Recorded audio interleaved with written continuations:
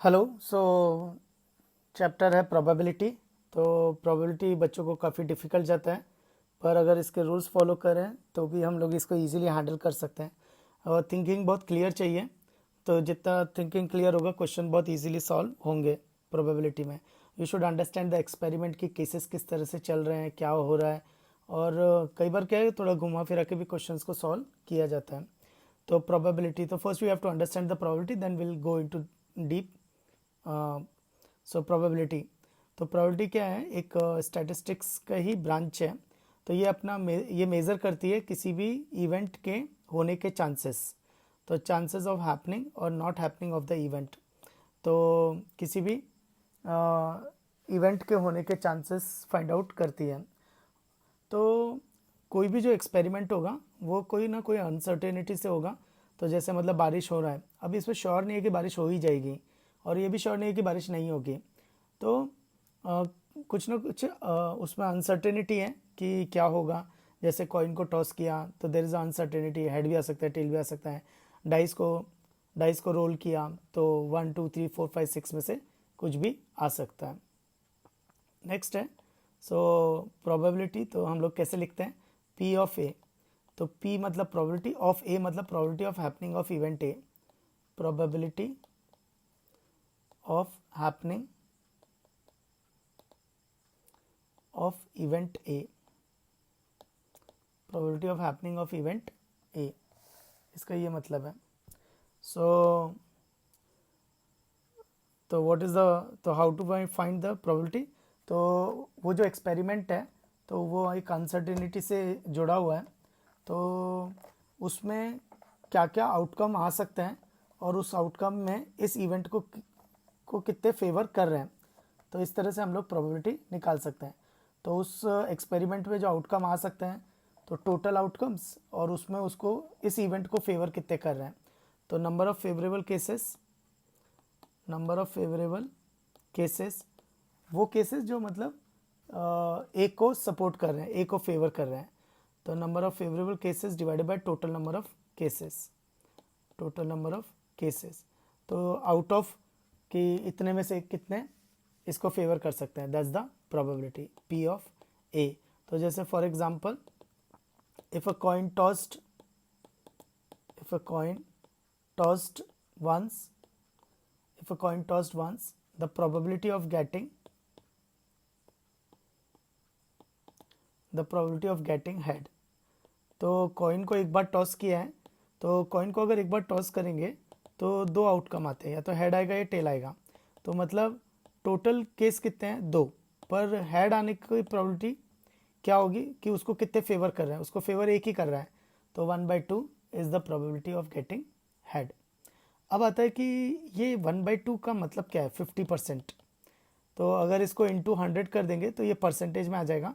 तो 50% प्रोबेबिलिटी है। तो ये 50% प्रोबेबिलिटी का मतलब क्या है, ये 50% प्रोबेबिलिटी का मतलब क्या है कि मतलब मैंने अगर मान लो एक कॉइन लिया और उस कॉइन को टॉस किया, तो यहाँ तो 50% चांसेस है कि हेड आएगा और 50% चांसेस है कि टेल आएगा। तो अब वो कॉइन क्या देगा, अब आधा हेड आधा टेल तो दे नहीं सकता, और ऐसा भी नहीं है कि कॉइन खड़ा रह जाए कि ना हेड ना टेल और आधा हेड आधा टेल। तो ये 50% हेड प्रोबेबिलिटी का मतलब क्या है।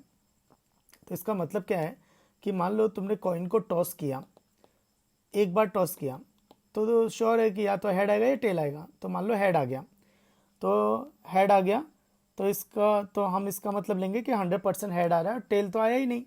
फिर मान लो कॉइन को 10 बार उछाला, अब 10 बार हेड आए इसके चांसेस कम है, तो 8 बार हेड आ गया, 2 बार टेल आ गया। तो यानी इस बार हेड की प्रोबेबिलिटी कितनी हो गई, 80% हेड की प्रोबेबिलिटी। फिर मान लो कॉइन को 1000 बार उछाला, तो कॉइन को 1000 बार उछाला तो 700 बार हेड आया, 700 टाइम्स, और 300 टाइम्स बाकी टेल आया, तो इसका मतलब 70%। फिर मान लो 1 लाख टाइम्स उछाला, तो 1 लाख टाइम उछाला तो इस बार 60,000 हेड आए और 40,000 टेल आए, तो 60% प्रोबेबिलिटी हो गई। इस बार 1 करोड़ टाइम्स उछाला, तो 1 करोड़ टाइम्स उछाला तो 51 लैक्स हेड आए और 49 लैक्स टेल आए। तो इसका क्या मतलब हुआ, 51 probability.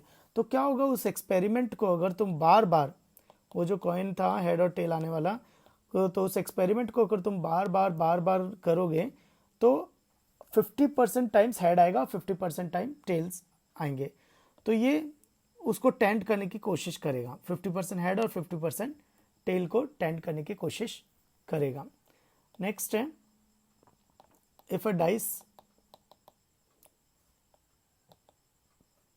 Is rolled once, dice is rolled once, इसका क्या मतलब है, एक ही बार डाइस को फेंका है, तो what is the probability of 1।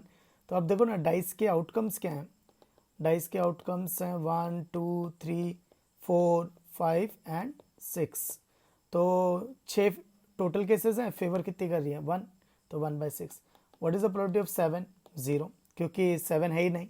तो इसका क्या मतलब हुआ कि इम्पॉसिबल इवेंट का प्रोबेबिलिटी 0 होता है, इम्पॉसिबल इवेंट का प्रोबेबिलिटी 0 होता है। ये तो श्योर ही है, क्योंकि जब इम्पॉसिबल है तो फिर वो 0 ही है, वो होगा ही नहीं, तो 0 ही प्रोबेबिलिटी आएगी। Next, number less than equal to 6 size की क्या प्रोबेबिलिटी है, तो number less than equal to 6 size की प्रोबेबिलिटी। तो अब number less than equal to 6 में क्या क्या आ सकते हैं, 1 2 3 4 5 6। एक्चुअली ये तो सारे ही आउटकम्स आ गए, तो जो एक्सपेरिमेंट में आउटकम्स आते हैं वही सारे आउटकम्स हैं। तो दिस इज, तो ये कोई ना कोई तो आएगा ही आएगा, तो it is a sure event. तो अगर ये श्योर इवेंट है तो इसकी प्रोबेबिलिटी कितनी होगी 1। तो एक्चुअली इम्पॉसिबल इवेंट की प्रोबेबिलिटी होती है 0, श्योर इवेंट की प्रोबेबिलिटी होती है 1, और किसी इवेंट की प्रोबेबिलिटी कितनी होती है 1 से छोटी के बराबर या छोटी, या फिर 0 से बड़ी। नेक्स्ट है रिमार्क। तो रिमार्क क्या है, फर्स्ट तो P ऑफ A का क्या मतलब होता है, probability of happening of the event A, probability of happening of the event A। और ये जो प्रोबेबिलिटी होती है ये ग्रेटर देन इक्वल टू 0 से लेके लेस देन इक्वल टू 1 आती है। तो we can treat as a like proper fraction and equal to 1, proper fraction and equal to 1, और उसको इंटू 100 कर दो, इंटू 100 कर दिया तो फिर वो परसेंटेज में चला जाएगा, इंटू 100 कर दिया तो फिर परसेंटेज में आ जाए। जैसे हाफ था तो इंटू 100 कर दिया तो 50%, 3/4 है तो 100 से मल्टीप्लाई कर दिया, 75% probability.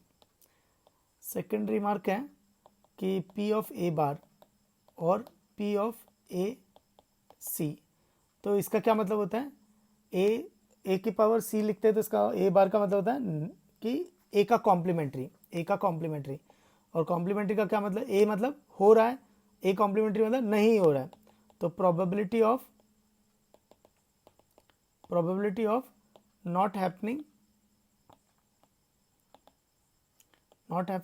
Of the event A, तो A के नहीं होने की प्रोबेबिलिटी। तो देखो ना, तो probability of A plus probability of A complementary, तो मतलब होने की प्रोबेबिलिटी, नहीं होने की प्रोबेबिलिटी, तो दो ही श्योर इवेंट है, तो प्रोबेबिलिटी विल बी 1। तो P of A is equal to P of A complementary is equal to 1, तो P A बार कितना आ जाएगा 1 minus probability of A। Next third, तो श्योर इवेंट का प्रोबेबिलिटी 1 होता है, श्योर इवेंट का प्रोबेबिलिटी 1 होता है। फोर्थ इम्पॉसिबल इवेंट, तो इम्पॉसिबल इवेंट का प्रोबेबिलिटी 0 होता है। ठीक है।